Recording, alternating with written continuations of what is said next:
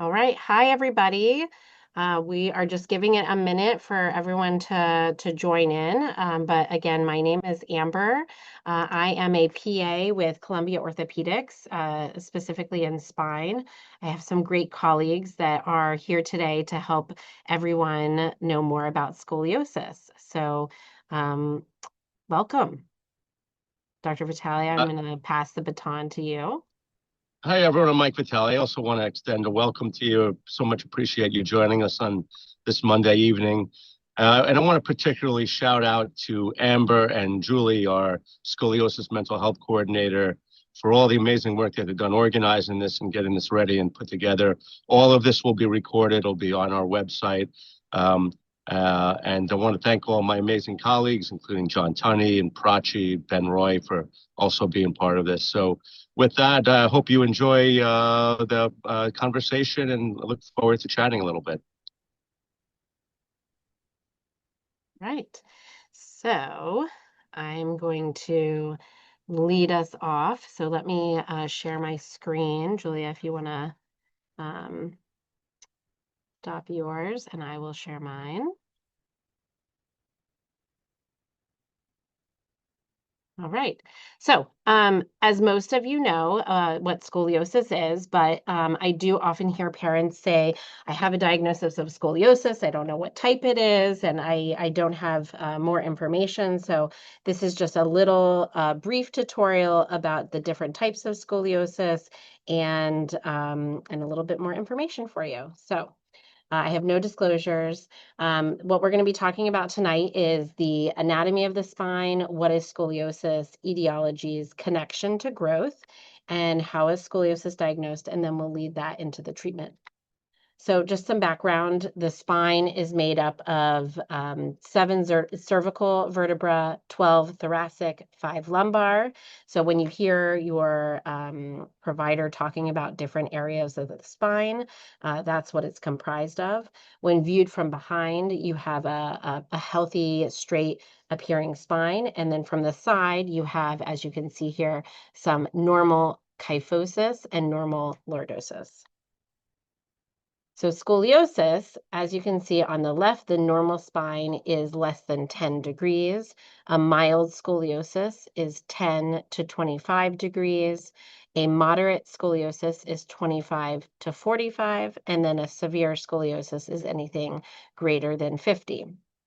Scoliosis is three-dimensional. It's not just when you look at the X-ray, which is two-dimensional with the curve going to the side. It's actually connected to the ribs. There's rotation, which is why then you see prominences in the areas of the ribs. So don't just think of it as just a flat view. Think of it more three-dimensional. Types of scoliosis, they're divided into idiopathic, which is then further subdivided into adolescent, juvenile, and infantile. Those are based on the ages of diagnosis. So adolescence is 10 to 18. That's many of the most common type of scoliosis. In our practice, we have quite a few early onset scoliosis, which I'll also talk about as well. So we have very split numbers of all of these because we specialize in scoliosis. Neuromuscular scoliosis is when there's an underlying neuromuscular condition that then it predisposes you to scoliosis, such as cerebral palsy, spinal cord injury, muscular dystrophy, spina bifida, spinal muscular atrophy. You have syndromic scoliosis, where you have another syndrome that also can lead to is more commonly has scoliosis like Marfan, Ehlers-Danlos, Prader-Willi, Down syndrome, and then congenital is where there's an actual difference in the vertebral body, which can then lead to scoliosis as well. As we said, adolescent idiopathic scoliosis is the most common form. It is anyone over the age of 10. It's usually a S-shaped curve. In some neuromuscular scoliosis, you'll see more of a C-shaped curve. The term idiopathic means that we just really don't know what causes the scoliosis. And so we think that it is related to genetics. Many families can have multiple siblings that have scoliosis, but the underlying cause is unknown. As I said before, we see lots of patients under the age of 10, and that's termed early onset scoliosis. Within the categories of early onset scoliosis, you have congenital, as we talked about. You're born with a difference in the actual vertebra or the ribs. You have neuromuscular, syndromic, and then within the idiopathic, you have juvenile, which is 4 to 9, and then infantile, which is 0 to 3. And the treatment options are often determined by the type of scoliosis and the degree of the curve.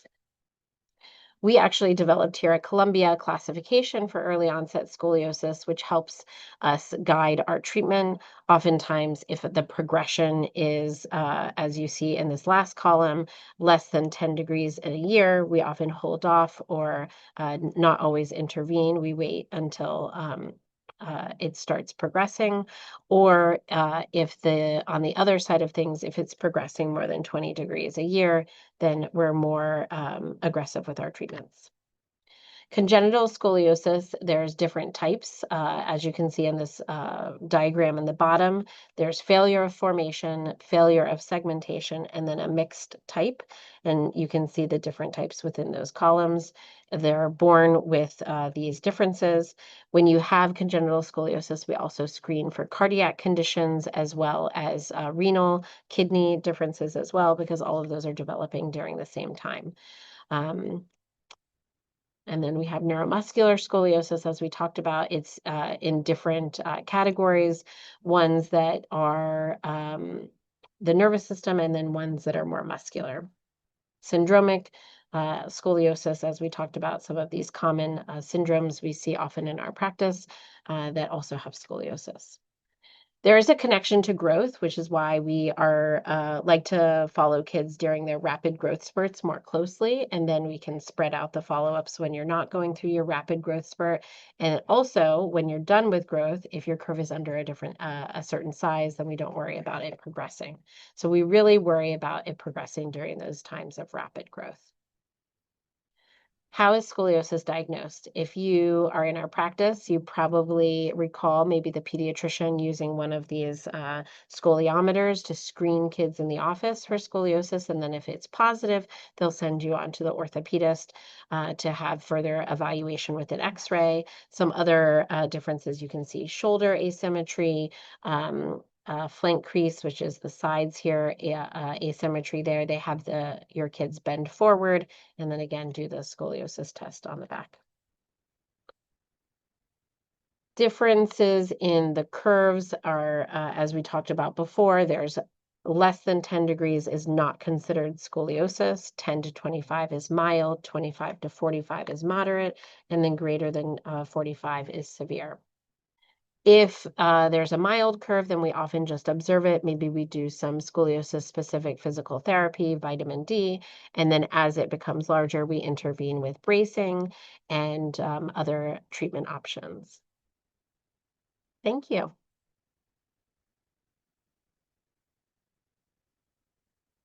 All right, so our next speaker is Prachi.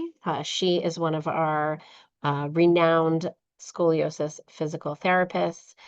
We work with her closely on so many things, including lunch and learns for other scoliosis physical therapists.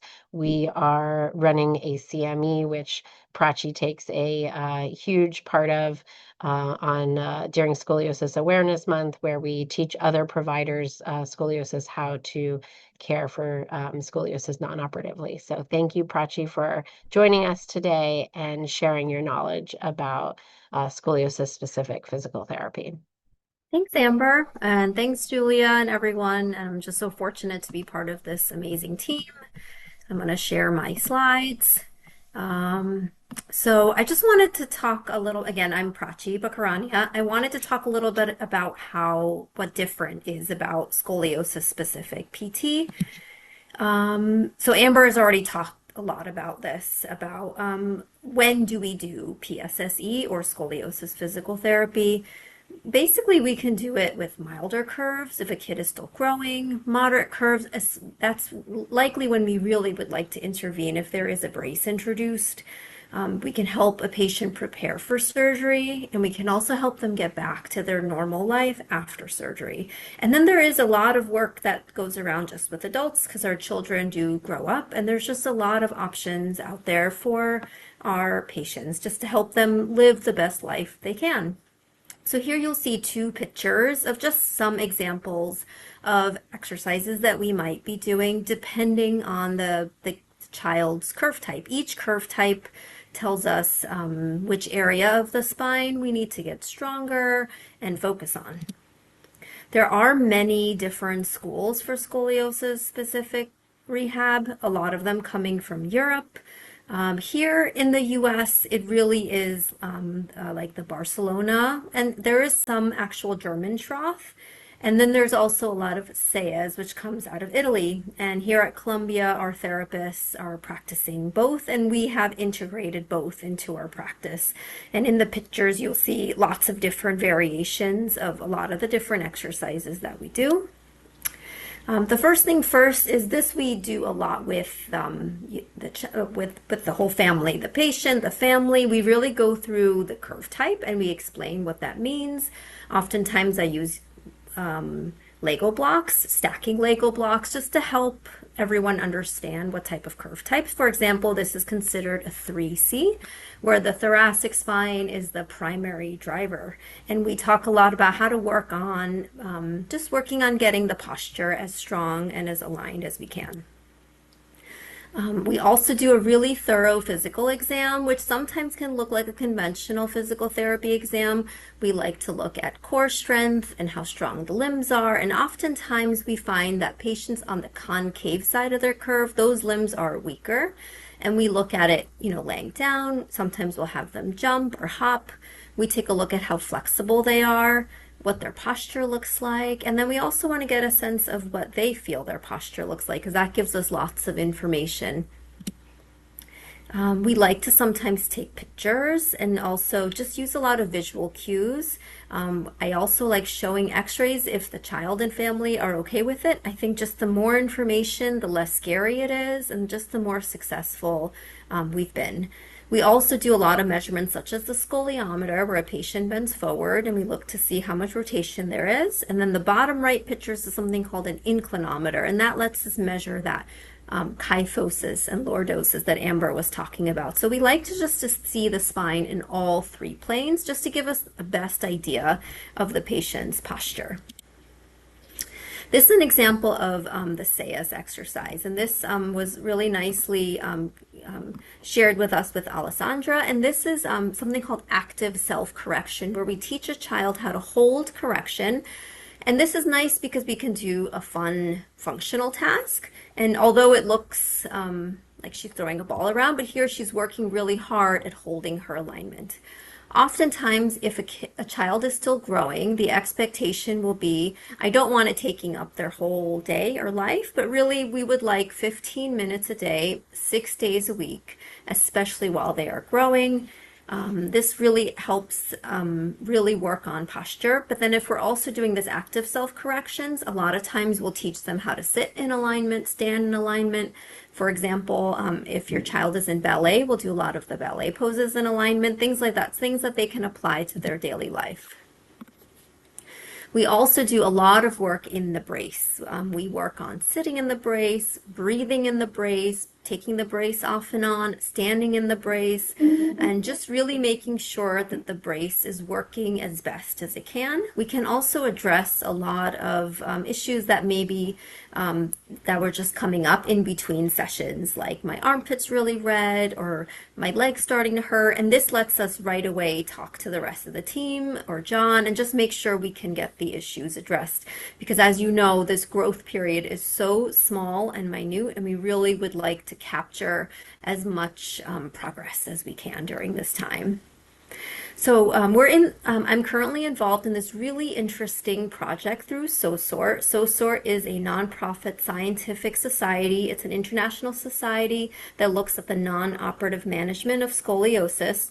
Dr. Ben Roy is on the expert panel, and this is just one of the many ingredients that we've identified. And I thought this was really important and really interesting. Adherence. Adherence is another way of saying compliance, is the child doing everything they can do to make sure that the treatment is working. And how can we make it successful? And basically, there was a consensus, and all of the experts, we all collectively agreed that this is really not the sole responsibility of the patient. Making sure that the child is successful is really upon everybody: the patient, the family, the school system, their support system, and then also all of us, the medical team, the doctors, the nurse practitioners, the social health, mental health workers, PT, orthotists, and we all really work together to make sure the treatment is very successful. I'm available anytime if you have questions. This is my email. You can definitely save it. Reach out anytime. I'm happy to answer any questions. Thank you so much for inviting me.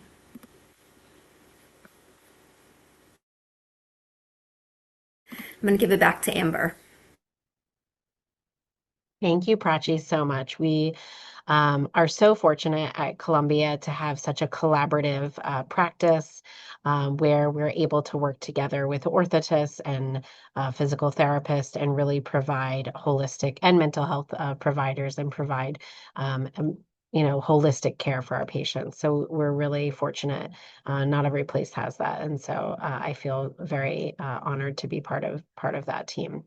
I forgot to remind you, or I forgot to mention at the beginning that if you have Q&A questions, you can submit them to the Q&A at the bottom, not the chat, but the Q&A section, and we'll try to answer those as we go. As we're always trying to balance many things. We all were in office hours today, so John is next. I'm not sure if he's actually ready or not. Because he was seen. Oh, it looks like he is. So we are all finishing office hours. So John Tunney is an amazing orthotist who has really leaned into scoliosis bracing and best practices and using the best brace possible, which is the Rio Chanel. And so I will pass the baton off to him so he can tell you about these different braces, but we're so thankful to have him as part of our team. Thank you, John. Thank you guys for having me. I'm going to try and share my screen here and we'll go over a little bit of where are we? Here we go.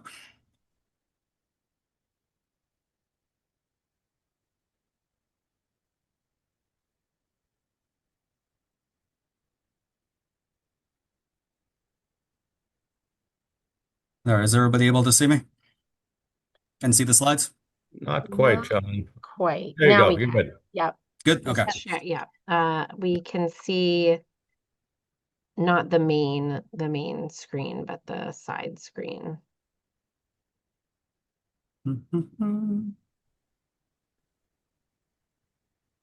Just go to presenter view. Yep. Yeah, I'm on that, I thought.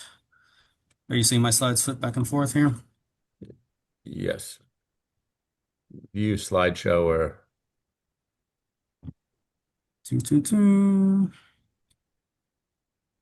If someone can Usually that's on like one screen and then do you have two screens? Maybe John try end slideshow and redoing it, yeah.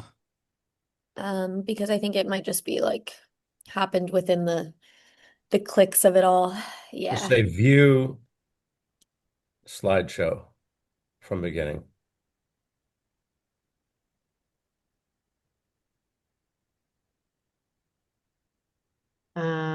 Yeah. While John is working on that project. Slideshow from the beginning. Yes. Yeah. That's what I clicked. Let's see.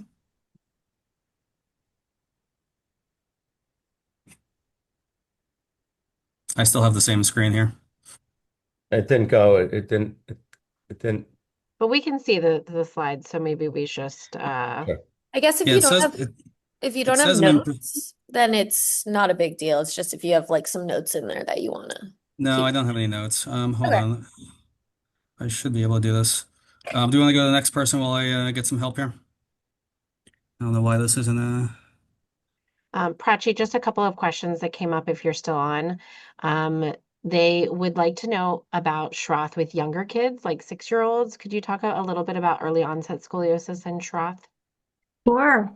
Um, it depends on if the child has a brace or not, but if it is a mild curve and if it's a young child, oftentimes we teach just one or two exercises, and then oftentimes we reach out to the child's teacher just to talk about sitting posture and things like this, but just really making sure that we're playing the long game. And the large part I want to avoid is burnout because they have a lot of growing to do, and doing these exercises can get really boring and very hard on families. So I tell them we're going to play the long game. We're going to see each other just a little bit for a few sessions, but really we're going to see what happens as the child keeps growing.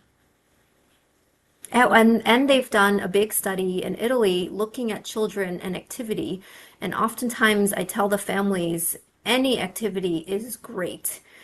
So I encourage, especially sports, dance, anything that the child wants to do, I encourage doing, just aside from just a few curve types that are just on the higher end.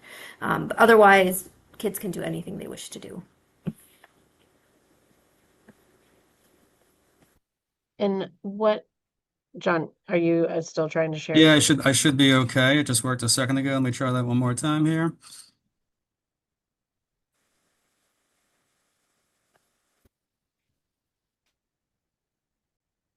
perfect? Great. Awesome. All right. Prachi, maybe you can answer some of those in the, yeah, I see you are. Thank you. All right, you ready for me? Are you seeing the slides now? Yep. Yes. Okay, perfect. All right, so hopefully I'm a better orthotist than I am at working my PowerPoint today. Sorry about that. I'm John Tunney. I'm an orthotist with Orthopediatric Specialty Bracing. I've been working with the Columbia Group and collaborating with them for probably around 20 years now. So we have all spent a lot of time together, and that's kind of made this a really great experience for me, and having the ability to kind of do my thing and explore new bracing options. And I'll talk to you a little bit about what like the common things that are done in our office today. So the first thing that we talk about in the scoliosis program is the evaluation of patients. So, what that looks like for me might be different than what that looks like for Dr. Vitale, but we're almost always using the same kind of things. We're using the X-ray, we're using digital scans of the patient's body that we'll talk about later. We're going to do a physical assessment of the patient to kind of see what their body looks like in relation to the X-ray. And then after all of that, we kind of come up with a brace design and style that fits the patient's particular needs. And then as we go throughout this process, we'll be following up and spending a whole lot of time with the patients. We usually see them for in-brace X-rays about 6 weeks after, and then we continue to follow up with the patient about every 4 to 6 months for their entire treatment and sooner if we need to. But this is kind of the start of the whole process is getting the patient in the office, getting X-rays and seeing what they look like before we can make decisions about what we'll do next. So we have this like bracing decision chart, which kind of goes over like all the different bracing options and different scenarios for patients based on how old they are, what type of scoliosis they have, how much they need to wear the brace, and all of these things kind of help us make a decision about what to do next. So when it comes to idiopathic scoliosis, there are kind of like three main options that we do. We have like a Rigo-Cheneau brace is what we do most often here in the office.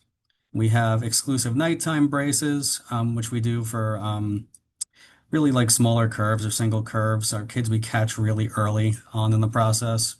And then we have the Boston 3D style braces. And then sometimes these days we treat patients for kyphosis as well, which is a little bit of an adjacent to the scoliosis that we're mostly talking about. In terms of like congenital and infantile scoliosis and neuromuscular scoliosis, those kids very often get different brace types because they have different goals for bracing. Sometimes we're trying to make those braces look much more like a cast that they would put on in the operating room for patients. So these things are a little bit different than the classic idiopathic scoliosis, which is what we see most of the time. Almost all braces these days are kind of made using like what we call like a CAD and CAM system. So we scan the patient and we're able to actually take a digital 3D image of the body to really ensure like the most accurate bracing we possibly can. Long ago in the past, sometimes we would cast kids for braces. Sometimes we would use only measurements to make braces, which is really not the best way to do it when we have all this technology at our disposal. And almost all the braces we make here today use this technology. Rigo Chanot type braces are kind of defined by a really asymmetric shape in the brace. They're a custom-made brace to scan, and they use like a really systematic approach, with the design being very specific to some of the things that Prachi talked about before. We actually use a lot of the clinical criteria, and define what their brace type looks like on top of using the x-rays to really figure out what to do. And when we classify the patient, that really dictates what the brace will look like. So we can kind of see in this picture or this like diagram in the middle, these are all like the criteria that we would use to look at a particular patient and figure out what curve pattern they are and then match the brace type to the curve pattern. These braces look very different from patient to patient, and very different from brace design to brace design. And they're really designed to pair with Schoth physical therapy so that the patients can actively do some of the exercises that Prachi and the PTs are kind of teaching them while the brace is on. And that synergy, we think, really makes it work very well. Other types of braces we use the Boston Brace 3D, which is kind of like a brace that is largely defined by like opening in the back. It uses foam pads on the inside in order to build out corrections, and we kind of strategically place those pads around the body in order to try and get the spine straighter. And then opposite of wherever we have those pad pressures, we build reliefs into the brace in order to get correction. I would say one of the main differences between the two brace types are the Boston braces have much more control of the pelvis as opposed to putting it on the patient. Like Prachi was saying before, like we think the ability to do exercise with the brace on and repeat that over long periods of time can make a big change in how the patient presents. These are the nighttime braces. I would say they're probably the most infrequently used around here. They're really for very specific scenarios, smaller curves, single curves, and they utilize hypercorrection of the brace while the patient's wearing the brace only in bed, so they can't really wear it more than that. And that's why we don't use them very often. Most kids we see in the office who we prescribe a brace to will need to wear a brace a little bit longer than just 8 hours per night. These other designs are more out of the idiopathic realm and more into like the neuromuscular designs or the congenital curve designs. They're like softer type braces, which are designed largely for postural control. They can have big cutouts for the kids who have G tubes or kids that need extra help breathing and don't want to be restricted by the brace in some of those ways. And they'll have the ability to wear these braces in things like wheelchairs as well. And then here is just an example of some of those. We see kids of all types around here, and I know our most common thing we see is these idiopathic kids, but these kids come up quite a bit, and they pose a very different challenge for us in the office. So the braces have to look a lot different. So here's an example of the Boston baby brace, and it's for infantile scoliosis. And it's kind of designed to mimic a cast that like Dr. Vitale or Dr. Roy would put on in the operating room. And it's a way that we can kind of continue this even after the casting process is over. In all of our braces these days, we are using sensors inside the brace to kind of track how much patients are wearing it. And we think this is vitally important. And given what Prachi spoke about a few minutes ago, with adherence, I think we need to do everything we can to help the patients understand how much they're wearing the brace and how much they need to wear the brace. And this is a really important step. So now all of the patients will have an app on their phone and they'll be able to track along the process and kind of see how they're doing. And the newer versions of this app, we've now kind of gamified it a little bit to make it a little bit easier to understand how many hours they're getting, how much they should wear. The kids are getting star points by hitting their hours. And it's really nice to be able to see this real data because it will change our treatment along the way based on how the kid's doing in the brace. So it really helps us focus on what problems exist. And thank you very much.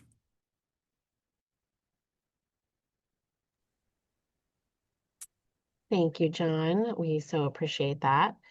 Now we're going to move into the more operative treatments with Dr. Michael Vitale. He is the chief of spine here, and he's going to be focusing on the early onset scoliosis category. Thanks, Amber, and I'll just ready my slides as well.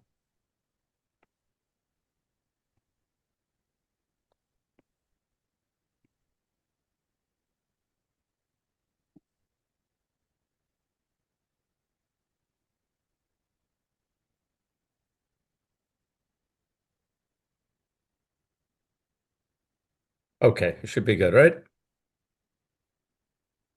Just hit from beginning one more time. There we go. Perfect. Perfect. Thank you. Oh, okay. I'm going to speak a little bit about growing strategies, meaning options to take care of the child that's still growing. It's a big piece of my practice. It's something that's evolved dramatically over the course of my 25-year career. And there are multiple options right now that provide better than ever outcomes. But decision making in this space is hard for surgeons, honestly, and I know very hard for patients. I have some disclosures. I've been involved with lots of research in this space and the development of lots of the different implants, and been involved in national governance in the field.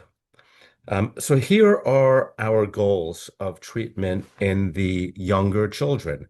We want to stop the curve from getting big, because if the curves get too big, they can cause problems that we cannot necessarily easily fix, even with definitive fusion in the older kids. We want to maximize lung function because early onset scoliosis can lead to diminished lung function.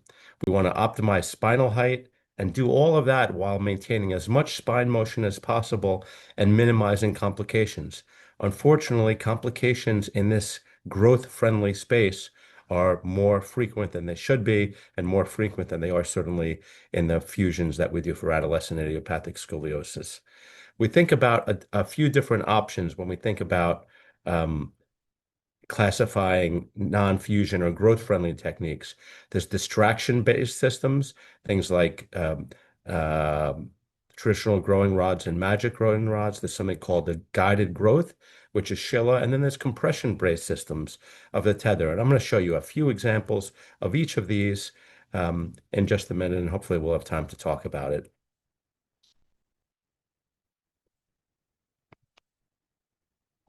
Um, But John alluded to casting.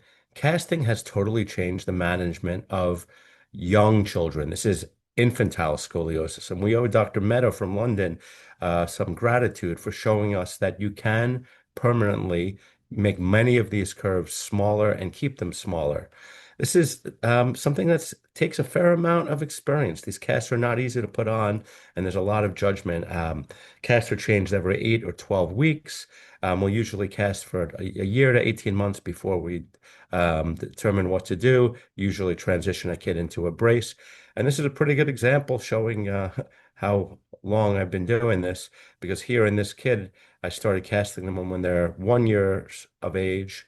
And you see we used a brace when they turned into an adolescent, and here they are at the end of treatment, 18 or 19 years later. And this is a win. A kid with a 60-degree curve at the age of 1 could have a really bad outcome, and this has saved them from really having any problems at all. So when you have an opportunity to cast at an early age, I think we should take it. But many times the kids are older, the curves are too big, progression happens anyway, and that's when we start getting into surgical options. And if there's significant progression, we historically have used traditional growing rods, rods that are put in that allow us to maintain spinal growth by taking the kids to the operating room about 2 times a year. This improves growth, allows correction, but there are complications with this technique. And about 15% of the time, a kid will need to come in because of something that's unplanned. This is an example. I'm still doing some growing rods, although, as you'll hear in a second, magnetically controlled growing rods, where we do this in the office, has really replaced many of our traditional growing rods. This is a kid who had surgery, and then here you are at the seventh lengthening, doing great. Now they're a teenager, and they end up having a definitive fusion, doing just fine. And then here again, 8 years later, doing just fine, playing sports. She's in college. But this is what has replaced traditional growing rods. And this is a magnetically controlled growing rod. I lengthened several of these with Amber in the office today in patients.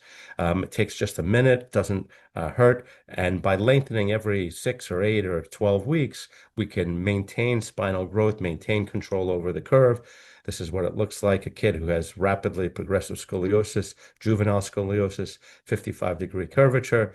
They get a magic growing rod, lengthened many times, and then eventually fused with a really nice outcome, really nice sagittal plane, and really nice control in all three dimensions. When these kids either start to get to skeletal maturity or we start to lose control because the growing rods don't fully control the spine, that's really when we start thinking about doing a definitive surgery. It's usually at the age of 11, 12, 13. You guys have heard of tethering, and I helped develop the tether and really like the tether, especially for the right patient, which is a patient who's going to need a fusion to L3 or L4. Fusion to L3 and L4, I do not think is a great operation. In the short term, kids lose flexibility. In the long term, they probably have higher rates of aging-related problems. And here you see a lumbar tether. Here's a few examples. Patient of mine from a couple of weeks ago who has a tether and really good control over this otherwise larger curve that would need a fusion. Another one from a week or two ago, a slightly older boy, although still with a lot of growth left. You see a double row tether here. And then here's one with a 3-year follow-up from a kid that I operated on some years ago who successfully avoided a fusion. Maybe not quite as perfect control as if we had done a long fusion, but I would argue a better outcome with regard to flexibility and long term. We're still studying this, and I'm helping run the national study of tethers. I'm not going to get into indications too much, except to say that this is two sisters, one who had a fusion and one who subsequently had a tether, and they're both doing quite well. I think that a fusion is a very good operation for this indication, a thoracic curve, but when you have a lumbar curve, again, avoiding fusion to L3 or L4 is really important thing. What you need to know is that about 10% of the time that the tether will not work as well as you would like. And although I have not yet revised any of my own kids that I've tethered, there are a few out there that I think I may need to over time because we're still improving this operation. In fact, the new tether gets released in a few weeks, and I think this is going to be a significant improvement, both with regard to how we apply it in the operating room and with regard to outcomes. So with that, I just want to say thank you. Options are better than ever, but this is a tricky area, and you really need to have all of these different arrows in your quiver if you're taking care of these patients, because decision making is hard here, and you really need to customize the care to the specific patient. Thank you.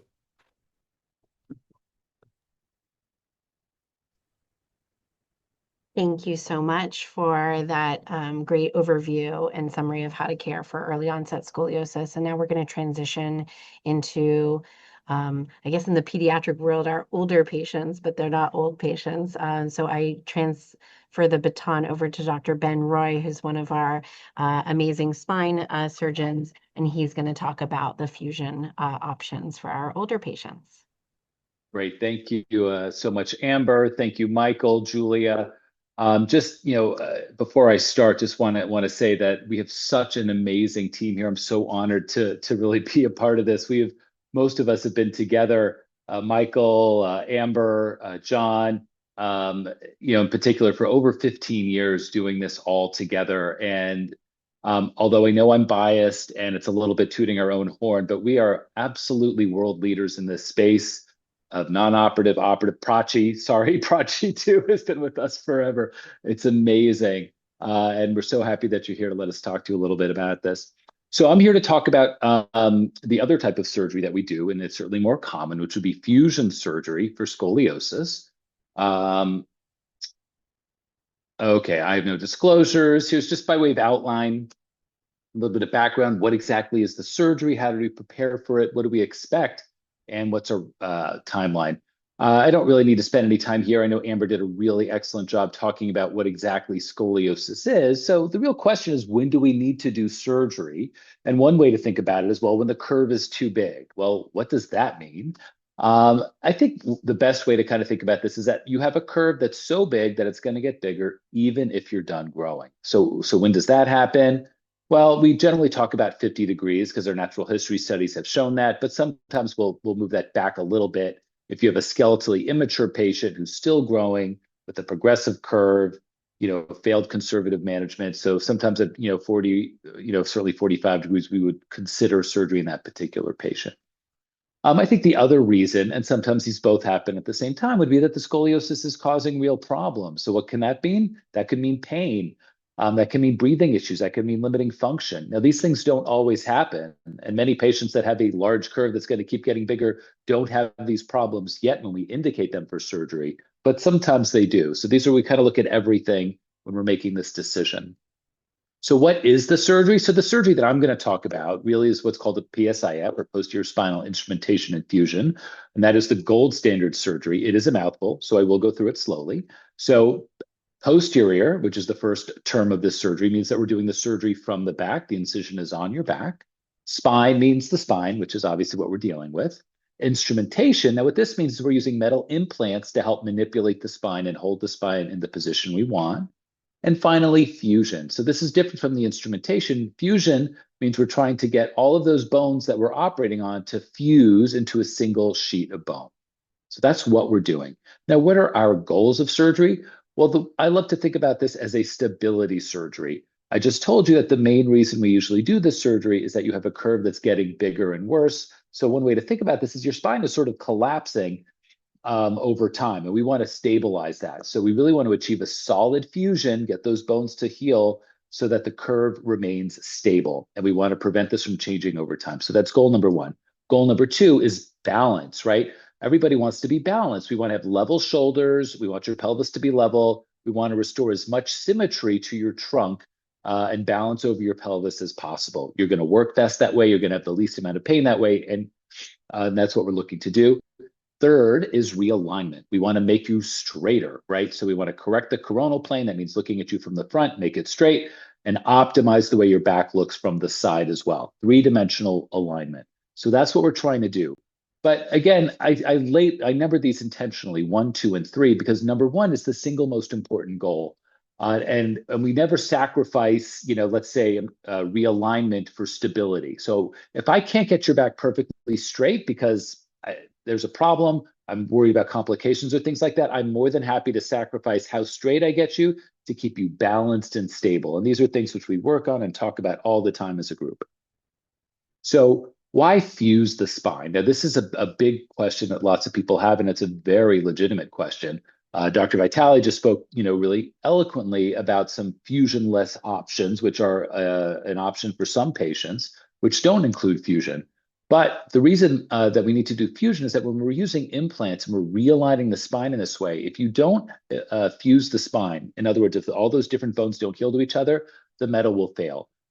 Metal is not biologic. It doesn't heal. And given enough stress over time, it does break. If you take a huge bridge, bridges break and they need maintenance. Otherwise, they're going to fall apart, even though you have these huge beams that might be, inches thick. And so the same thing's going to happen even with this, 1/4-inch thick metal rod. And one way I like to think about this is similar when you have a broken bone. Let's say somebody, runs and breaks their wrist. It's in 2 pieces. The body knows how to heal that. It can make it back into a single piece again. So what we do with the surgery, as we're realigning the bone and holding it in a new position, we're sort of fooling the body into thinking that there's a fracture. We can do this different ways. We can expose raw bone so that the body sees that and creates this healing response. And we also utilize different types of bone graft, which help encourage the body to do this. So what is it that we're actually doing during the surgery? The steps are pretty straightforward. There's an incision down the middle of your back. We're going to expose the bones of your back that need to be fixed. We're going to try to improve the flexibility of those bones, meaning our ability to realign them into a better position by removing the joints and the ligaments. Then we place our implants in, our screws typically, and then we realign the spine with the rod. And I wanted to bring this up as well. We are most commonly using a patient-specific pre-contoured rod, pre-bent rod that we order very specifically based on your x-rays, based on so many parameters that we can look at to give you the best, most specific correction that's appropriate for your body and your body only. And then we close everything up and we're all done. Of course, as with all surgeries, there's always the potential for complications, but unlike growth-friendly surgery, the complications with fusions are very low. Actually, we're very proud under Michael's guidance, we have the lowest infection rate in the country, which is on the order of about 0.1%. A lot of people get worried about a nerve injury or a spinal cord injury. Will everything work? Transient injuries occur very infrequently, about 1% of the time. A little less. Permanent injuries are 100 times less common than that. And overall, the risk of having some reoperation in the first few years is on the order of somewhere between 3 and 5%. So now that we've decided and you've spoken with your surgeon and you've made the decision, okay, we need to go forward. Some of the things that you can do to help make sure that your surgery goes as well as possible. Really make sure that you're well hydrated before surgery. This has been shown to really help with belly pain and help your intestines recover and make you feel a lot better. Make sure you're healthy, your immunizations are up to date. And if you're taking any regular medications, some of these might need to be stopped before surgery. It's important to talk to whichever doctor prescribed those medicines as well as your surgeon about those. On the day of surgery, they're going to be, you'll get a phone call typically the night before. They'll tell you what time to show up. It's usually somewhere between an hour and a half and 2 hours before your surgery is scheduled. You will meet your surgeon in the preoperative area, and then the anesthesia and nursing teams will bring you back to the operating room. Once your surgery is completed, most people spend about 3 days in the hospital. The range would be, 2 to 5, but 3 is far and away the most common. We start feeding you again, giving you water, ice chips, ice cream, and then back to normal food, usually within a day or so. We have patients getting up and out of bed on the first day, and many of them are walking around a little bit. Certainly, if you're not walking post-op day 1, you will be walking post-op day 2. And then before you know it, it's going to be time to go home. When you go home, we'll ask you to keep an eye on that dressing and let us know if there's any issues or problems with that. You're not going to shower until you come in for your wound check, which is usually about 10 to 14 days after surgery. And one thing which we talk about a lot is it's really important to keep that scar tissue out of the sun. It does not heal. It doesn't have the same pigment that your normal skin does, and it's much more sensitive to scarring. So to keep that scar healing as well as possible, keep it out of the sun. And when you are home, we want you to move around a lot, change positions. That's usually how you're most comfortable. It's important not just to lay around in bed all day. That's not good for your recovery. Most kids are able to return back to school at about the 3 to 6 week mark after surgery. Everyone's a little bit different. And returning to sports, really for the most part, for most sports is as you feel up to it. But in practice, things that involve running and non-contact, 2 to 3 months. If you're involved in a contact sport, certainly in a collision contact sport, it might be more in the 6 to 12 month range. So in summary, PSIF, this posterior spinal fusion, is a major surgery, but preparation makes recovery smoother. Parents are going to play a key role along with the patients in planning for your school, home support, medications, nutrition, and follow-up. Recovery is going to happen gradually over weeks and months, but it'll be a lot shorter than maybe you first thought about. And the goal and what we see is that we get kids back to their pre-surgery level of activities in a relatively short period of time. And again, everybody is different. Everyone's recovery is different. So it's really important to communicate with your team all the time. Thank you guys so much. It was my pleasure to talk to you today. Thank you so much, both of you, for a great surgical overview of everything. We're going to transition into a non-surgical topic. We're going to talk about back pain, I invite our nurse practitioner, Brianna Campbell. She leads our sort of bracing patient through their in-brace x-rays, sees many patients on the outpatient setting for back pain as well as scoliosis.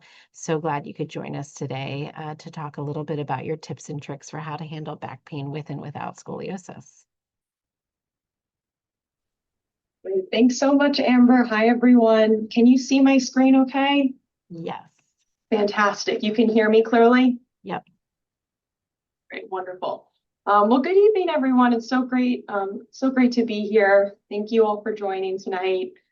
Like Amber mentioned, my name is Brianna Campbell. I'm a pediatric nurse practitioner here at Columbia Orthopedics, and today we are going to discuss all things back pain, both for kids who have scoliosis as well as those who do not. To give you a brief overview of what we'll discuss today, we'll talk about just how common back pain is in kids, discuss the most common causes, our initial treatment approach, review some red flag symptoms that you can keep an eye out for. But my goal really is for you to feel empowered to support your child for if and when they have back pain during their scoliosis treatment. Back pain in children traditionally was considered to be uncommon, but it's actually very common. Up to half of kids by the time they're age 15 will have experienced back pain at some point. This prevalence only increases with age as they approach adulthood. But the really amazing news is that most of the time, the cause is not serious. Most children improve within several weeks of treatment. And of course, there are some rare cases where back pain is caused by more serious issues, the signs of which we'll briefly review for you to recognize. So to start off with the most common cause, muscle strains. Our muscles of our back, they can be strained for a number of reasons. Our spines take on an enormous weight of strain just by sitting for prolonged periods of time, and poor posture is often the #1 contributor to back pain. I like to describe to my patients that our spines are kind of like a tall stack of blocks, similar to how Prachi described them as being Legos stacked one on top of the other. And when the blocks are lined up nice and straight, the stack is strong and it's balanced. But if the blocks start to lean forward, like when you slouch, those muscles have to work extra hard to keep everything from falling over. And that's when those muscles have to work extra hard. It's extra stress on the spine, especially in the low back. And over time, these muscles can get super tired and sore. Of course, the #1 culprit for poor posture, electronic devices, and hunching over cell phones, laptops, and tablets. Heavy backpacks can contribute to muscle strains as well. We know that sitting for long periods of time and sedentary behavior places stress on the back as well. Sometimes muscle strains can occur after heavy lifting, or if your child has recently had an increase in their sports participation, whether it's because they took the season off or they're ramping up the frequency with which they're playing.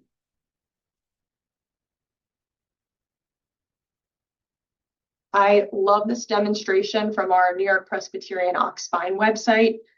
It shows the weight of strain even when you just slouch, or lean forward, I should say, 30 degrees. It's the equivalent of lifting a 40-pound bag of whatever it is your child would like to imagine.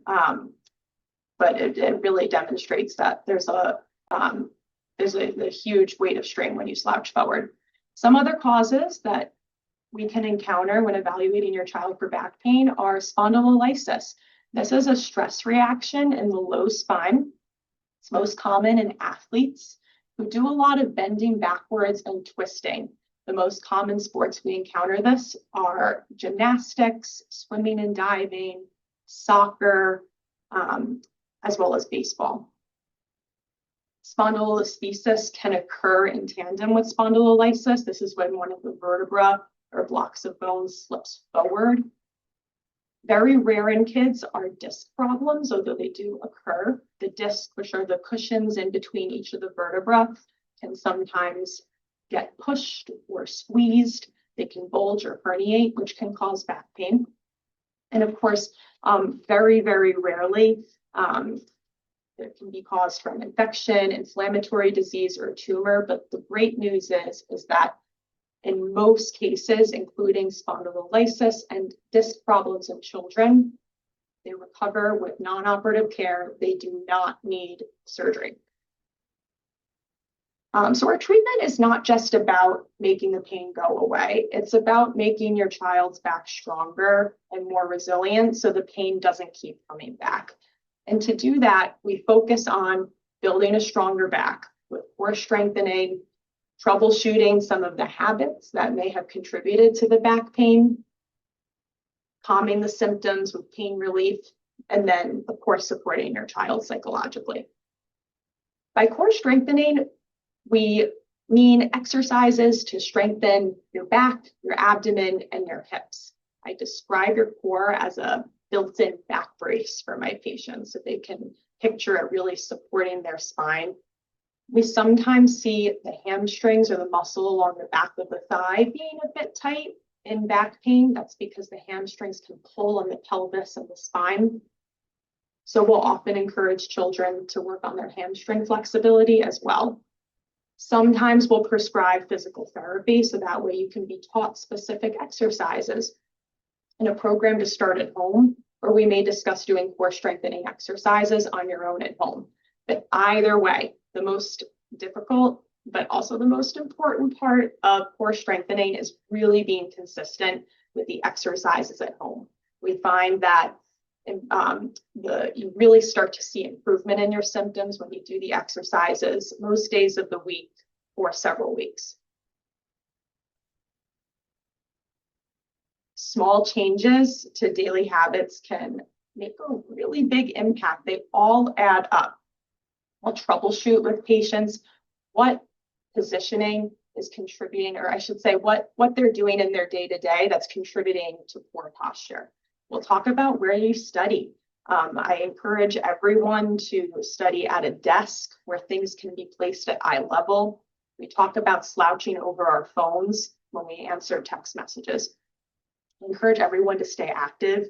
We know that sedentary behavior is associated with higher risk of back pains. Healthy weight as well reduces the stress on the spine. And as we approach the new school year after the summer, just some healthy backpack habits that you can check in on with your kids are to make sure that they're wearing the backpack on both shoulders, make sure that they're well padded, and that the backpack is less than 10 to 15% of their total body weight. Of course, this is much easier said than done, but really taking an inventory of what children are bringing to school and taking home with them can go a long way as well. For short-term pain relief, we recommend NSAIDs such as ibuprofen and lidocaine patches. You can use Tylenol in conjunction with NSAIDs, but the evidence shows that for muscular pain, that NSAIDs such as ibuprofen, they're really more effective.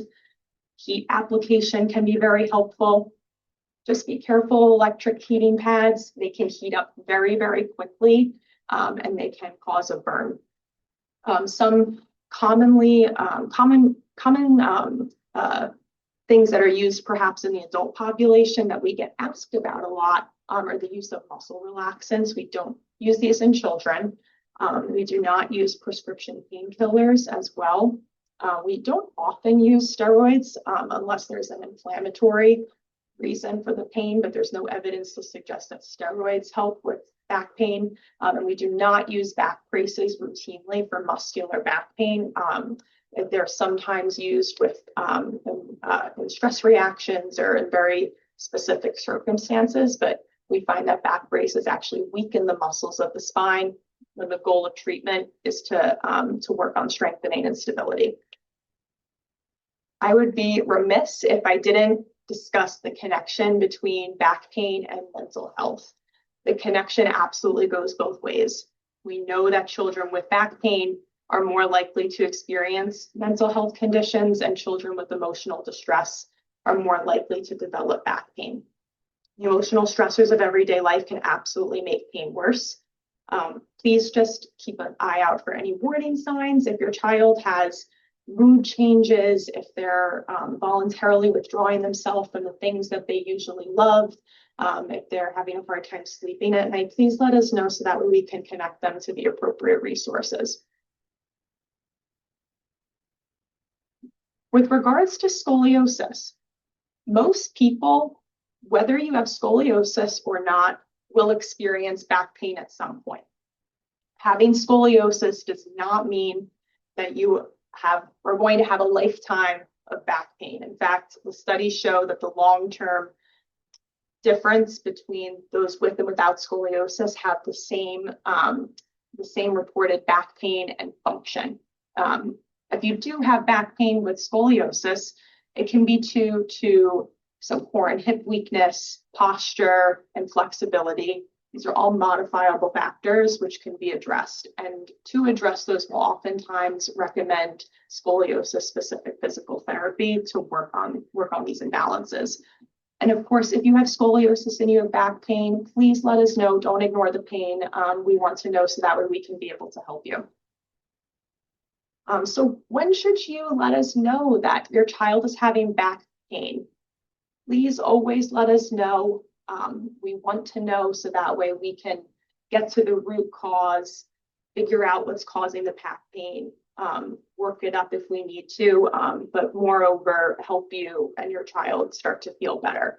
But especially let us know if any of these symptoms are present. If your child is withdrawing themselves from the activities they typically love, if they have severe pain, if the pain has been going on for a few weeks, if they had a trauma such as a fall or an injury, the pain is waking them up at night, changes in bowel bladder habits, or any numbness, tingling in their arms, legs, or pain radiating to the legs, we absolutely want to know so that way we can work it up if indicated. All right.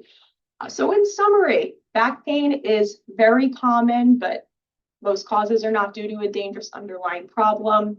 Our goal is to find and fix the cause so that way we can not only treat the back pain, but prevent it from coming back. Most cases get better with conservative treatment and core strengthening. Back pain in children with scoliosis is usually due to the same causes, and the long-term back pain and function is comparable to the general population. And of course, please always let us know if you have pain. Thank you all so much. It was such a pleasure being here. Please let me know if you have any questions in the chat.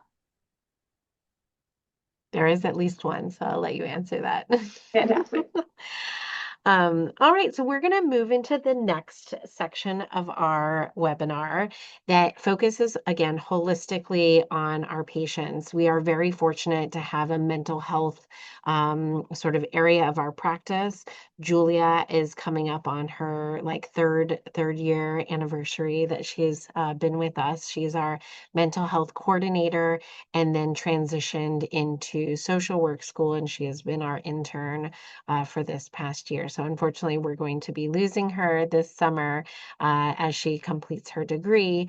But we are happy to welcome our next mental health intern this fall. So we're really excited about all that we're able to do for mental health within our patients. Patients can sometimes struggle with chronic diseases, and we think it's a gap that we were seeing not only in our practice, but broadly in our patients and kids around us. And so we're really fortunate to have some resources that we can provide for our patients here. So as we go into this next section, Julia, I'll let you take it away, and then we'll introduce you to our next speakers after that.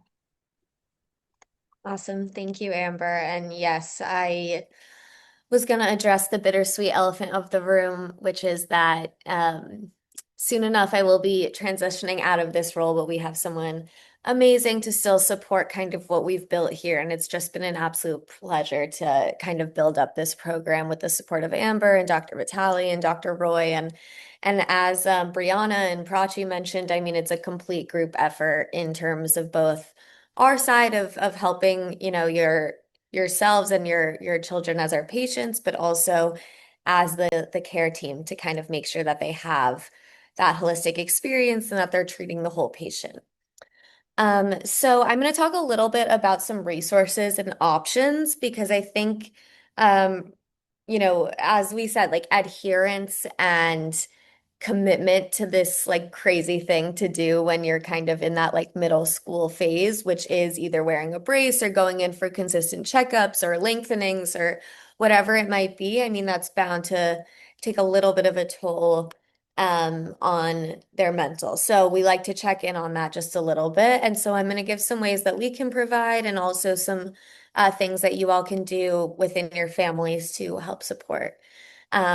So just a few kind of key elements here about the intersection of scoliosis and mental health. There's definitely been more research recently into just like chronic conditions, as Amber said, with scoliosis, or sorry, with mental health, and also just kind of that peak age of puberty, of that socialization, of those onsets of anxiety and depression, and all of those types of things. And we also actually did a study about a year or so ago where pediatric orthopedic surgeons kind of agree that there's been a bit of an uptick and we kind of need to figure out what to do about it. So speaking of, we can start out with some kind of group resources. I know it can be kind of an isolating time for some of us, so I'm glad to see some familiar names in the chat from our bracing groups. So we have been doing a monthly bracing support group on Zoom. We started out in person, but this is the day and age of Zoom, so we're adapting. And we are basically kind of tuning into the fact that we need to, talk to kids who get it, other people that know what they're going through. So actually one of our patients who's awesome started a group for boys because admittedly, most of our patients are girls, and that's kind of who are the most attracted to these bracing groups. But we are lucky to have some awesome boy patients to kind of lead the way. And we kind of work together to get referrals. I know some of you have reached out to me, or John or Dr. Vitale, Dr. Roy, et cetera, will reach out when they notice something. And we kind of just can work together to try to support. So if anyone listening hasn't heard about our monthly bracing support groups and they're interested, just hold on to the end for our email and you can reach out. But I try to get it to everybody. Next we have just some educational resources, both for you all as parents, but also for the patients. Dr. Vitale's website, completely biasly, is full of awesome resources, like a lot of patient stories, which I know that a lot of the patients like to connect to each other. There are a lot of books listed on there, both fiction and nonfiction about scoliosis, which I think really appeal to some patients that I've spoken to. And then, yes, as I said, some of those patient stories and also a little bit more for the parents, but there is kind of a what to expect guide, both for non-operative care and operative care, that we highly recommend you look into and read. These are kind of the individual options that I wanted to touch on the most. So I'm so grateful to have been here as the mental health coordinator, and I'm glad to have kind of paved a little bit of a way for future social work graduate school students from Columbia to step in and kind of take over every year so that we can keep this program going. So as some of you may know, we're able to kind of help each patient be referred to external mental health providers. We have some amazing in-house resources that we definitely work on with more of our surgical patients, but unfortunately wait lists are long, and so we need some other options as well. So I can kind of tailor it a little bit more based on insurance, location, wants, and that's something that we really like doing for our patients. As I mentioned, if it is a situation where one of our patients is getting surgery and we'd like to have someone check on them kind of post-op, bedside, pre-op, we do have the ability to kind of make those referrals as well and have those connections. And we all stay very much in the loop, so that once medication's involved and anything like that, we're really on top of it. And then lastly, something that we've really been gearing up lately is kind of our patient-to-patient connections These are two of 4 or 5 examples of flyers that we have. We just got our first boy patient connect, so huge win. And he's willing to, kind of get emails from new patients and talk to them. So is Tess, so is Peyton. We have someone else, a couple others as well. And we know that a lot of the patients really, really appreciate hearing from someone who's been there, especially if Peyton, for example, her picture there is her winning at a dance competition. And if that's something that, maybe your child is really interested in and nervous about, and they want to hear about how they were able to kind of recover and do Stroth and all of those things to kind of get back to where they were at, then that's something we really like to provide.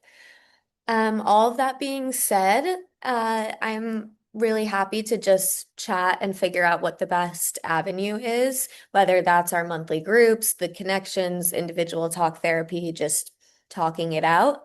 Here is our general email for all things mental health.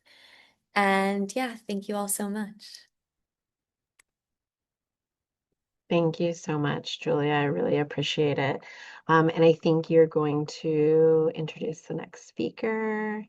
Yes, I'm so glad that we have Colleen Collins on the call, who actually is someone with lived experience with scoliosis, which she'll touch on more, but she is actually a psychotherapist. She runs parent support groups. Begrudgingly, she's in Canada, so we have to kind of take what we can get by bringing her into these webinars and her parent groups. But she's going to talk a little bit about this from the psychotherapy lens. Thank you so much, Colleen. We really appreciate you joining us today.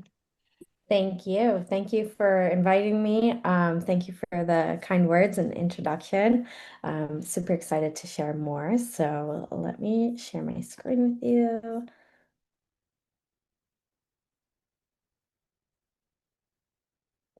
All right. We can see that okay? Yeah. Yes, we can see it. Thank you. Okay, perfect. So I don't, let me just, all right. All right. Well, welcome. This is for the parents. Dr. Patricia was unable to make it here today, but I really want to shout her out. Thank you so much. She was a big part in helping me kind of create these slides, and we had a lot of interactions together. So thank you. Unfortunately, Dr. Patricia is not here, but I will try my best to present these slides. So this is for the parents because you know what, you're going through this too. Brief introduction. If you don't know me, I am from Canada. I'm from Ontario specifically. I'm a registered psychotherapist. I was diagnosed with scoliosis at 11. That is actually a picture of my most recent X-ray there. Just a little extra curvy. I grew up as a competitive figure skater and I decided to do more of the conservative treatment and continue to skate. And then I was really interested in sports psychology, so I earned my master's there and also earned my master's in counseling psychology as well. And I am the founder of STC Therapy, which is a virtual mental health practice that really aims to help bridge the gap between scoliosis and mental health.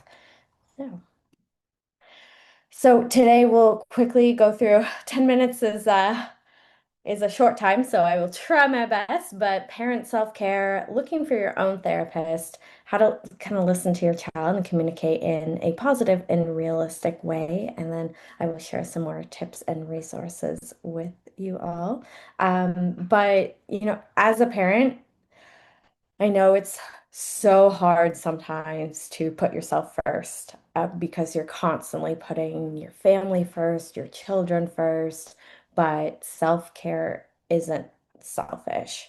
It's kind of like when you go on an airplane and they discuss all the safety measures, and one of them being the oxygen mask. And you're supposed to put your oxygen mask on yourself before helping others. And that's really important because, if you're at oxygen, you're kind of fainted on the ground, then you're not going to be super helpful. So by helping yourself first, you are better able to help others. So seeking mental health support. Um, we know that taking care of our own mental health, your mental health as a parent is so important because it has a direct impact on your child's emotions and how they cope. Previous research has demonstrated that parents of children with chronic pain have higher symptoms of depression and anxiety. So this is how we get started with that is the first thing is start by identifying your needs. You're allowed to have needs too. So what do you need? What kind of support do you feel that you need? And then we can explore available resources, like talking to your doctor, finding some hospital resources. Columbia Orthopedics here has so many great things going on, and it sounds like such a great team from conservative to surgical to the the bracing and the physical therapy and the mental health component. So I really appreciate the holistic approach they're taking. And you can also speak with like your insurance. Uh, I believe in the States, the insurance might be a little bit different. Like there might be a mental health card or a separate section. So just double checking with your insurance, just to try to make things more accessible to yourself and perhaps your workplace resources and sometimes schools as well might have something. But I believe in New York, the crisis situation. If you do have a crisis, you can text 988. So I read a pretty interesting study the other day, and it wasn't so much about scoliosis, but it was actually about tonsil procedures. And they found that children who remembered their pain, so they had kind of followed them pre and post procedure, and they had a pain scale for the time of the surgery afterwards, 3 days later, and then a month later. And the kids that remembered their pain as being far worse than it actually was tended to be with the parents who were the most anxious at the time of the surgery. So even regardless of how the kids actually felt. Um, so this just goes to show that like parents have a huge impact on kids' distress levels going into surgery and their pain levels like coming out of surgery, which is really interesting. So we need to support ourselves. Some mental health services you can find on Psychology Today, National Alliance on Mental Illness, and there's also telehealth services like Talkiatry, Talkspace, and the New York Presbyterian Psychiatry and Behavioral Health specialties, and Columbia Doctors Psychiatry and Psychology. The thing about the top two there, Psychology Today and National Alliance on Mental Illness, there's many therapists listed on there. Psychology Today, we also have a Canadian version as well. So lots there. However, I don't find it scoliosis specific. It is more mental illness. Specific in terms of like anxiety disorders, ADHD, borderline personality disorder. That's where you will find a lot of resources for kind of mental disorders in that sense. But something that is very scoliosis specific is Scolios Us, which was mentioned earlier, and I will mention it again later. But they have a great resourceful website where you can find specific mental health providers that have a background or training in scoliosis. So it is scoliosis informed mental health providers, which I think is absolutely lovely. So you might be able to find someone in your area, hopefully, but they have a lot of information there. So that is Scoliosis Us. Okay, talking to your child or teenager to help lower anxiety, their anxiety and your own anxiety, because this is really hard what they're going through and also what you're going through. It's hard to kind of have all the weight of the decision making, and am I making the right choice? And what if, they're bracing for years and then they end up needing surgery anyway? Like all of these concerns, it's often the one I hear the most actually, but a lot of stress on your shoulders too, and theirs. So being able to have those like open and honest conversations with each other, and that doesn't mean that we always need to like push away our own emotions, but it can be like, hey, I understand this is scary. Like it's kind of scary for me too, but we're navigating it together, right? Or offering a space to feel heard. Find oftentimes, especially with teenagers, and as a parent, you might have heard this before where they're like, you just don't get it. Where you get it, but you if you haven't gone through it, then maybe you don't fully understand it, but we can at least appreciate, right? We can appreciate that this is hard for them. I can appreciate this is hard for you, right? So having a space to just feel heard, and that also includes like not always trying to fix it. Sometimes, oftentimes, when your kid is upset, you might notice that you feel this urge to fix it. Oh my gosh, my kid's sad. I have to cheer them up. I have to make them feel better. When sometimes it's actually better to have the space for them to process what they're going through. And maybe that's just sitting with them and listening to what they have to say and not trying to fix or have a solution right away. But rather like how can I support you through this? Right? So that validation, that being heard kind of piece can be really, really powerful there. And validation is often more powerful than the reassurance. And that reassurance is it's okay, it's fine, don't worry about it, you'll be fine. But that can be really invalidating sometimes. That's really not hearing them, and that's kind of brushing off how they're actually feeling.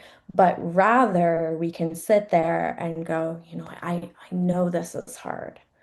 I'm here with you, right? Or how can I help you get through this? Whether it's bracing, right? Bracing is really tough for them, really uncomfortable. Maybe they just need a break. Maybe it's an hour break, right? We're aiming for progress, not perfection. Or maybe something's really uncomfortable, like the shoulder is too high. Um, so just being able to kind of sit and listen and offering them a sense of control, like making decisions and choices where possible, that will give them a sense of I have a choice in this. This is me too. We're doing this together. And that will also kind of help alleviate some of your decisions, right? It feels like all the decisions are on you. But if we can give them a choice, they're going to feel a lot better, a lot more sense of control there, and take some of the weight off of your shoulders as well. And then knowing what to expect, whether it's bracing or walking into surgery. I really liked Dr. Vitale had a cute little image there, where it had like the surgical room. This was the anesthesia machine. And I thought that was actually really cool. And that would be an image that I would show to a teenager or a child so they can better understand that surgical room, because that can be really scary going into that. Or a book. I put that picture book. There's a book out there. I show it later, but Gabe's Cast for Courage, I believe, and that is about bracing for scoliosis. So that is a cool book to kind of share with the children of what to expect.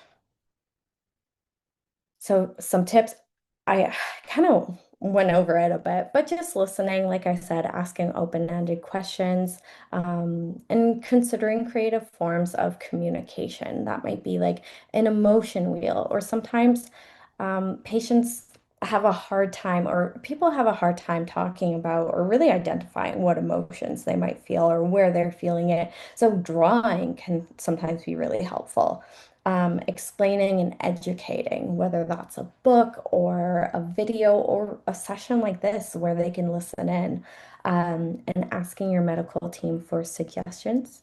And then empathetic communication for your child and yourself too, right? Trying to find that time to talk about, how they might be feeling about this and express that you understand it or can at least appreciate it. And then lastly, advocating for your child, as always, communicating with the medical team as well. Oops. Um, Dr. Patricia found this a great one in Kids in Pain. This is really cute. So at the hospital, she was given a bravery necklace, and every time she underwent a painful procedure, she could tie a bead onto her necklace, and it was a nice little distracting kind of grounding technique. And it also helped her see, oops, sorry, how brave she was, which I think is really cute. Um, and then reducing parent stress is important, not only for the emotional well-being of the parent, but it also helps protect the child because we know that parental stress can impact a child's pain and their emotional distress. So taking care of yourself is also taking care of your child. And that brings in self-care. Like, how do you take care of yourself? And self-care doesn't need to be the getting your nails done and bubble baths and steak dinners, although that can be certainly can be part of it for sure, but it doesn't need to look like that.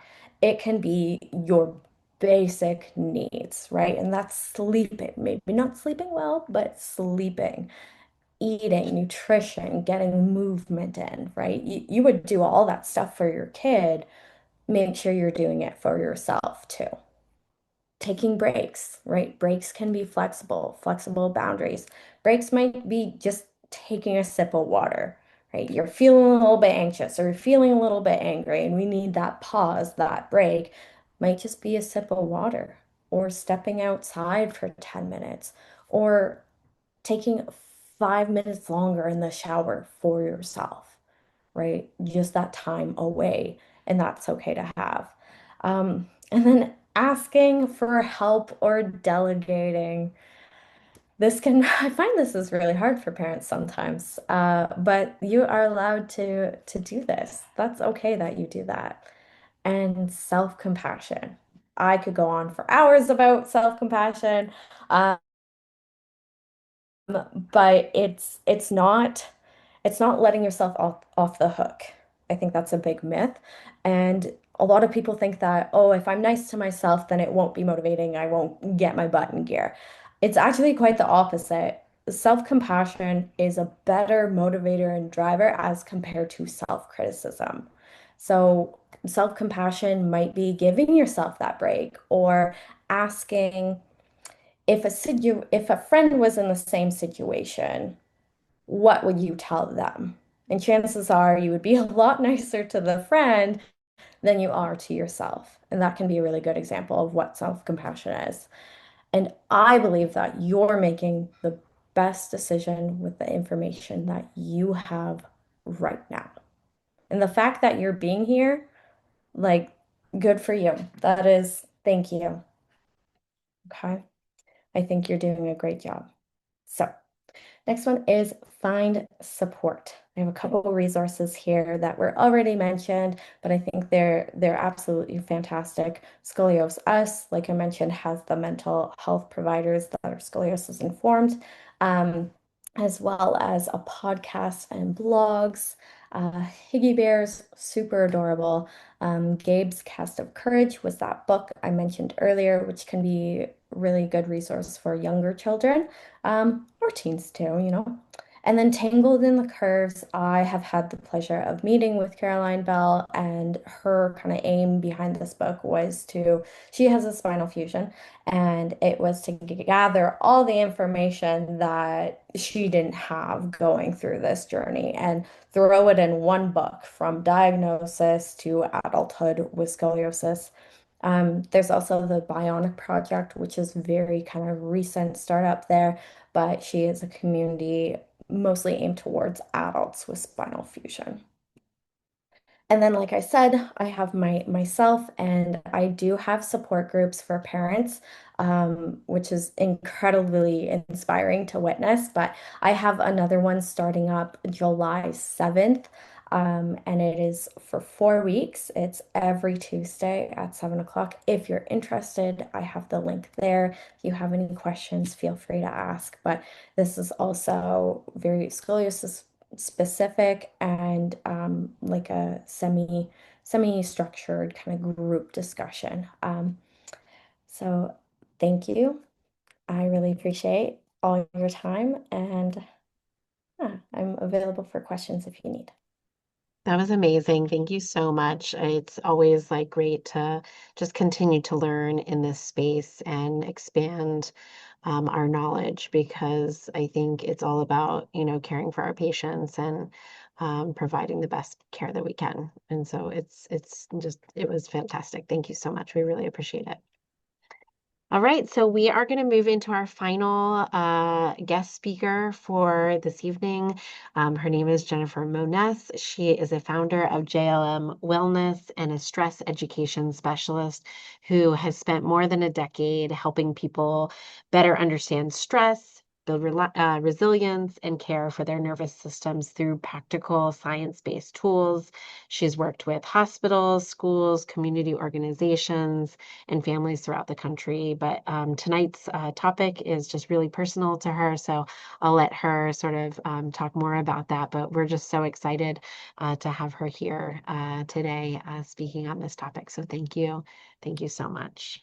Thanks, Amber. And in advance, thank you for Julia for running the deck for me. I have to say, I'm so excited to be here. Thank you to the entire team for inviting me to be a part of tonight's program. And I was actually listening, so thank you, Colleen, but listening so intently to everything Colleen said. There were so many moments where I was like, oh, I couldn't agree more with that. The whole oxygen mask idea clearly matters so much here. We know when our child is going through something hard, that taking care of ourselves is actually not separate from taking care of our child. It's really a part of how we do take care of our child. And so that conversation and also the impact that parents have on their child's distress and their pain experience, I think that's such a good point too. Not because we're responsible for taking it all away or that we can even control what our child feels, but when we are steady, then that steadiness becomes a part of actually our child's support system. So my focus tonight was really on helping you all better understand your nervous system. When your nervous system is supported, we are better able to meet our child with a bit more calm and patience and connection. And I'm smiling that we've got the deck up because, to be honest, when I was preparing for tonight, one thing that I just kept thinking about was like, my goodness, it's 6:30 and you've been here for 90 minutes and you're probably hungry and tired and all the things, and you're thinking, why on earth do I want to be listening to Steady Together, like from a mindfulness facilitator? But I think that as we go through the deck, you'll see that understanding the science behind how your nervous system works is really going to give you some pretty clear information about why the practices I'm going to teach you are so incredibly therapeutic. For myself, my daughter Maddie was Dr. Vitale's patient, so I have been in your shoes. And if I were sitting in the Zoom room 10 years ago, if that was something that was offered, I don't know if I would be hanging around for the mindfulness session thinking, how could that be useful? But I want to tell you, this isn't a mindfulness talk. It's really a conversation about stress and what happens inside your brain and what happens inside your body when someone you love so much, your child, is facing something that's somewhat uncertain. So it's really, I'm excited to be here. Let's get started. We'll go to the first slide, please.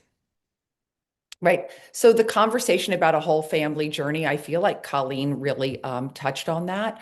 But I want to say that a lot of research has been done in this area of mindfulness, and some of it feels kind of like woo-woo and zen, or I have to sit in a cross-legged seat. But if you're interested in learning more, Dr. Ellen Langer was really like the queen of mindfulness. She teaches at Harvard Medical School, and her big focus was about the idea of actively noticing new things. And that's really how she defined mindfulness. When we're not being mindful because we're stressed, we stop noticing, right? We're consumed by the future. We're pulled into a million what if scenarios. So mindfulness really brings us back to what's happening right now. When I think about stress, stress lives in all the what ifs. So mindfulness brings us back to like the what is. And I think that's important to understand. We know that scoliosis uh, affects not just our child, but the whole family, routines and confidence and relationships and dynamics. And for us as parents, we've got this whole host of things that we're worrying about, kind of carrying that fear on the inside. Um, a lot of what happens next. So when stress does its thing, our attention gets really narrow. All we're thinking about is our worries and our concerns, and we lose sight of everything else. I think it's important to point out that reframes are useful. Reframes as parents, and I give these reframes as coaches all the time, is that one small little shift can really change a lot. Our child's nervous system is going to be directly linked to what we're thinking and how we're reacting. That's just the nature of how it is. We are built for connection. And so let's go to the next slide because it's going to take us into a little bit of the science. I think it's helpful to understand how stress impacts your brain, how stress impacts your body, right? So when something feels urgent, and we can leave it that this is good, when something feels urgent, our brain starts like scanning for anything that takes us into a safety mode because we go into this protection mode, whether it's looking for answers or looking for control. And the challenge is really that like our brain is only like designed to handle short little bursts of stress, not this like long, prolonged periods of acute stress and not of chronic stress. And I know that this can be a long journey. So you'll start to feel yourself and your energy be impacted over time. So if we look at the next slide, we'll see what some of that impact looks like. These are different regions of the brain, and certainly there's no quiz at the end. There's nothing you have to memorize, but it is important to know that the three, I should say, like the big three portions of the brain are amygdala, which is like our brain's alarm system, which is like scanning for threats. When it gets overly active, the other two areas of the brain, they start to shut down. So our prefrontal cortex, which is like essential for us thinking and like making good decisions and like emotionally regulating ourselves and like helping us with perspective, that becomes a bit ineffective. And our hippocampus, which is our ability to like learn and remember and put experiences into context, that also becomes impacted. So I kind of like to look at the next slide because when I think about it in this way, when the amygdala starts firing and is really active, then those other two areas of the brain start to shut down. When they do, all of a sudden, little things set us off. And uncertainty feels like incredibly threatening because the alarm system is so loud. So that gives us, I think, a little bit more understanding or a little bit more compassion for why it is that we may be so easily dysregulated. Let's go to the next slide. For me, this is important because this is all about recovery. And I see this all the time. People are like working so hard to quote, manage stress, but they spend very little time recovering from it. Maybe we don't even know how to do that, or we think that if we're more productive or we push through, that somehow that will make us better at doing this parenting job. I know for me, that could be scrolling and doing a ton of research. I remember when Maddie was going through this and staying probably busier than I should have been, constantly moving and constantly trying to like keep myself like focused and directed. Relief and recovery are really not the same thing. Recovery is what helps us restore our energy and restore our attention and helps us restore our nervous system over time. And so for parents, it's really important to kind of discern that. I loved Colleen's conversations about exercise and eating right and the bubble bath and all the things. The bubble bath is really underrated. That's such a wonderful sensory experience. But we're going to talk a little more through the somatic practices and tools, and soma simply means body-based practices, some other things that you might consider. So let's go on to the next slide. Right, you've heard maybe someone say, there's this idea of nervous system, your nervous system's dysregulated, or oh my gosh, you're so out of sorts. I want to talk a little bit about what we mean by that. It's simply moving from a state of threat, like that protection mode, towards a state of safety and connection. So we don't have to be perfectly calm. It doesn't mean that we never ever worry or like everything's perfect, but it does mean that we have the ability to go from up here to something that's a little more regulated and neutral. And I tell this to families all the time, right? Our goal isn't to eliminate stress. It's just how can we recover from stress more quickly? All right, so let's go to the next slide. This is the big one for me. 80% of the signals travel from your body to your brain. So what does that mean? I think most of us assume that if our brain is running the show, then we can just think something, right? If we think differently, we'll feel differently. Neuroscience tells us something like very, very different from that. So if 80% of the information travels through our vagus nerve from our body to our brain, right? Think about that, from our body to our brain. That means that our body is sending messages upward. That means even if I tell you, you just need to relax, everything's going to be okay. Even if you write that down in a journal, if you talk to it with your therapist about that, that's helpful, but it's not the only way to work through this. Working through the body, one slower breath, relaxing your jaw, right? You can do it with me now, just kind of pulling your shoulders up and dropping them down and away. A walk around the block, some sort of grounding practice, something that allows your body to start sending messages of safety, right, in a different way through your brain. All of a sudden, the message is, oh, I'm okay. I'm safe right now. I can handle this. And that's why, for me, working with the body first is really essential. Let's go to the next slide. Great. So 2 paths to regulation. Bottom up is what I was describing, right? Where we're working with the body first, breath work, movement, posture, grounding practices, even sensory experiences, back to my bubble bath. The second tool, though, is that the 20% piece is the top-down regulation. And those are helpful too. That's starting with the mind. So reflecting, writing in your journal, thinking things through, talking to a friend or therapist, even self-talk, right? Both approaches are valuable. But for me, when emotions are running high, the body-based practices are really like my go-to. And usually my kids are like, ooh, mom's doing that slow breathing, or mom's got her head below her heart, which we'll get to. Mom's probably needing to take a time out, but it really, really does help me land and arrive and relax. So let's move on to the next slide. Okay, starting with the body, let's move on just one further. Okay, so the parent-child nervous system, and this is really the last of my conversation, but I do think it's important because Colleen also touched on it a little bit. But the nervous systems between parent and child are like contagious. Children don't just hear us, so it's not about like whispering when you're talking to your friend about how worried you are. They actually feel us, right? They're wired to connect with us. So whether it's vocal tone, our facial expression, them noticing our body posture, this is what's referred to as co-regulation, like the nervous systems like constantly influencing one another. I think that's a really important thing to know because there's good news, which is every time we regulate ourselves, we actually create a little more safety for our children. So it's not like a ho-hum negative thing. It can be really, really positive. All right, so we're going to move on to the slides, the actual tools in the next slide, because I want you to be able to like experience this a little bit with me. I want to make it as practical as I can. These things don't require a lot of time. Some of the tools maybe take like a minute or less. We're talking about simple and practical, but also evidence-based. There's no woo-woo here. These are like easy to kind of like plug into your everyday life. And to me, probably the breathing practices the most so because the breath is portable. You can take it with you wherever you go.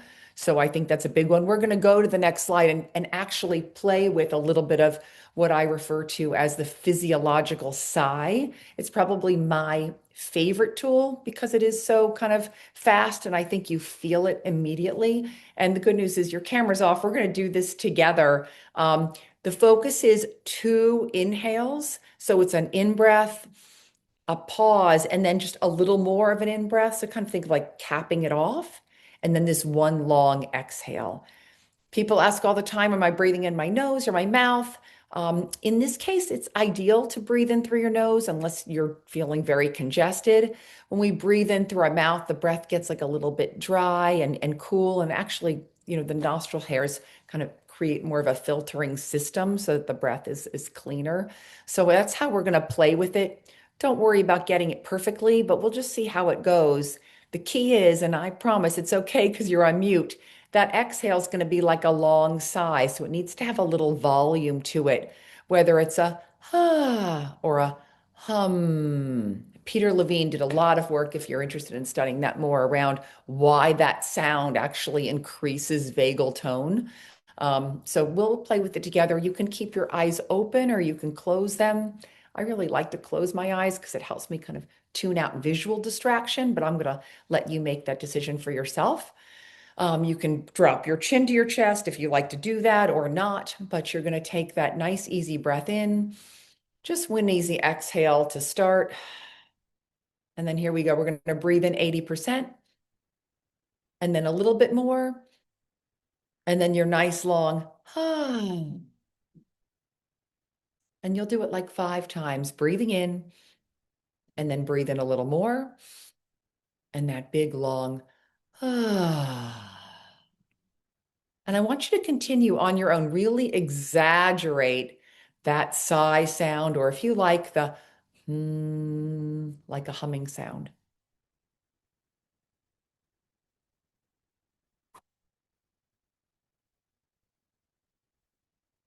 Nice. Maybe just one more. Good. You can lower your chin to your chest. You let your eyes open. You slowly start to like reorient yourself into the room around you. Hopefully you're feeling a little bit of a shift there. This is a great one. You can use it before an appointment, a tough conversation. I remember, oh my goodness, waiting for x-ray results to come back and just feeling so incredibly nervous around that, even driving to Rebecca's for PT and all the angst that came with that. So that's kind of a nice one to downshift the nervous system. Let's go to the next slide, Julia. The second one is I refer to as just head below heart. I think it surprises people because it's really just so simple. When we're stressed out, our attention gets pulled upward. We know that, right? We go into horizontal time, like we're either thinking or worrying or planning about the future or reliving the past. But we also move up into our head, right? We just kind of start spinning and ruminating. So when I bring my head below my heart, first of all, I get a little stretch in the back of the neck, and there are baroreceptors there that regulate my blood pressure.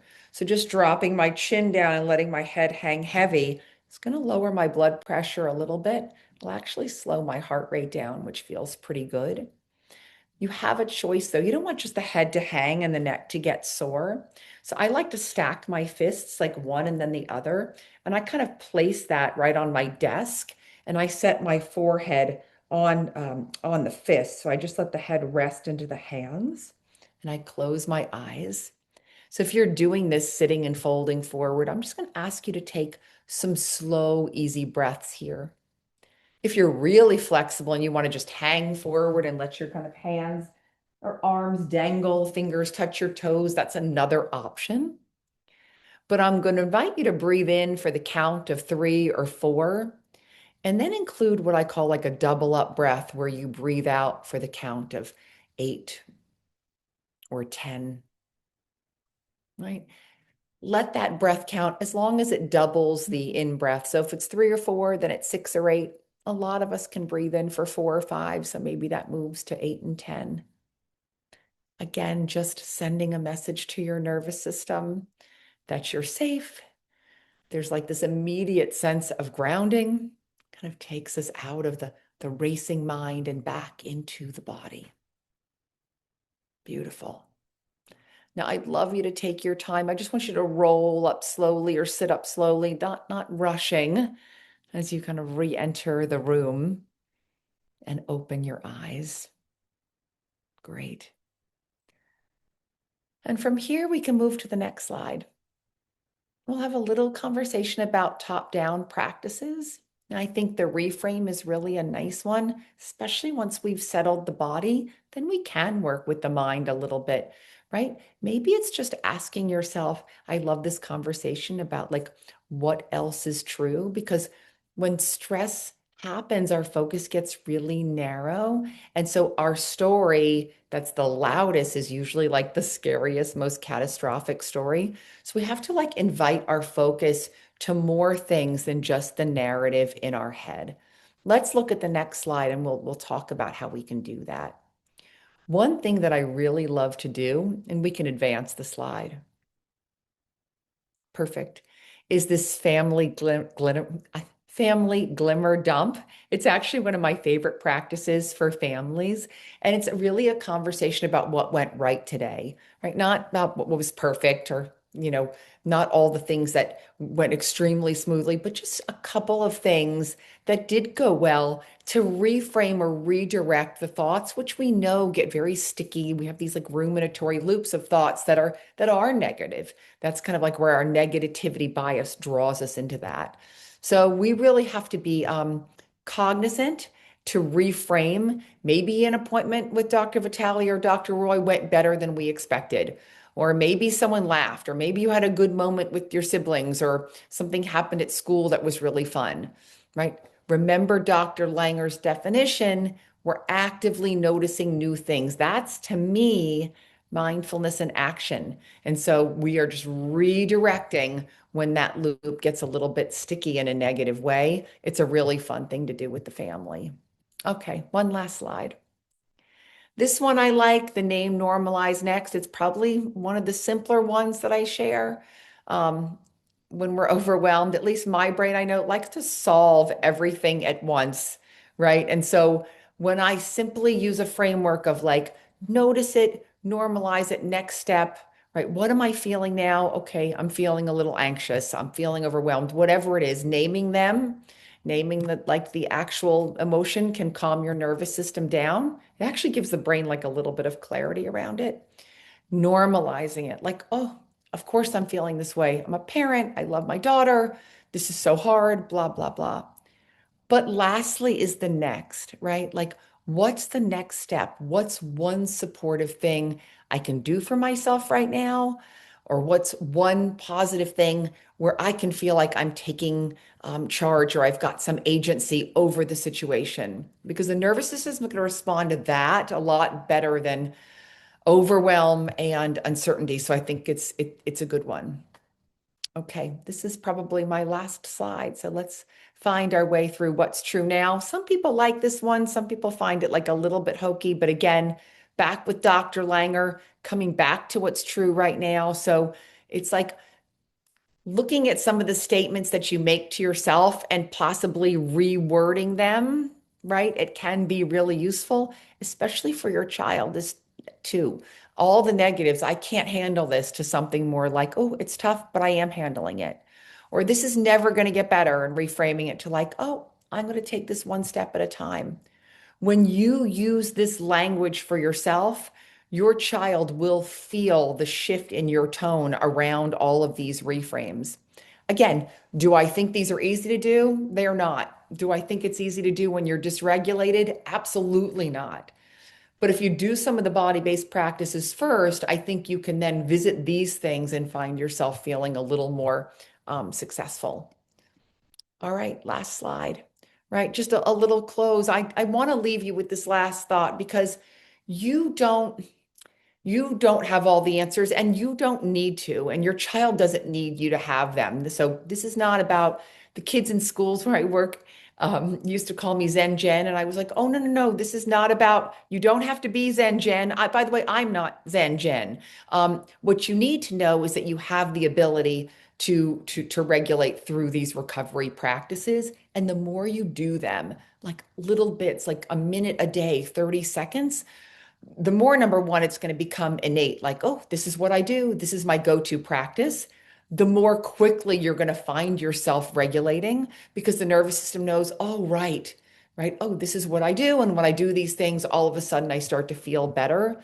And possibly, hopefully, you'll find your child, or maybe when your child's a little older, that he or she starts to do some of these things too, just through your modeling. I can't promise that overnight, but as the mother of 6 adult children, I am starting to see that happen. So I want to thank you all so much for hanging in there with me till till the very end. And it was just wonderful to have this opportunity. Thank you all for inviting me.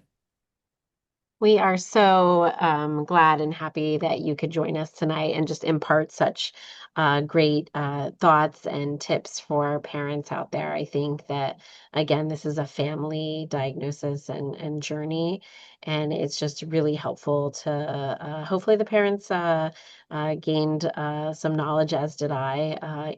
Just even if your kid has, or like I even gained some things from this. Without a child from scoliosis, but also helping to care for kids with scoliosis. So I just thank all of our panel tonight, and hopefully the parents got even one or two things. I think it is always helpful to walk away from one of these webinars, and we're here for you as your providers. As you can tell, we are collaborative and work together, and we just thank you so much for spending the evening with us and finding out a little bit more. Great job to all the panelists. And again, really appreciated. I learned so much from everyone. I want to thank my team, but also Colleen and Jen. That was a great pearls of wisdom and lots of interesting different perspective that we really all need to hear. So, and finally, Julia and Amber, thanks again for all your amazing organization and hard work. Really appreciate it. Hope you all have a great night. Thank you. All right. Thank you. Thanks, guys. All right. Have a good night. Thank you, Bye-bye. everyone. Bye, everyone. Bye.